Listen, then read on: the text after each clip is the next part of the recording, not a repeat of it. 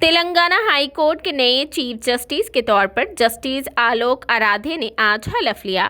हैदराबाद के राजभवन में मुनक़िदा एक सादा तकरीब में गवर्नर टी सौंदरराजन ने उनको ओहदे और राजदारी का हलफ दिलाया। जस्टिस आलोक को हाल ही में सुप्रीम कोर्ट के कलेजियम की सिफारिश पर तेलंगाना हाई कोर्ट का चीफ जस्टिस मुकर्रर किया गया था। जस्टिस आलोक रियासती हाई कोर्ट की तश्कील के बाद हलफ लेने वाले छठे चीफ जस्टिस बन गए हैं। वहीं पूरे एक साल के वक्फे के बाद सीएम केसीआर ने इतवार यानी आज तेलंगाना हाई कोर्ट के चीफ जस्टिस के तौर पर जस्टिस आलोक आराधे की हल्फ बर्दारी की तकरीब में शिरकत के लिए गवर्नर की सरकारी रिहाइशगाह हैदराबाद में राजभवन का दौरा किया, जहां जस्टिस को टी सौंदरराजन ने हलफ दिलाया।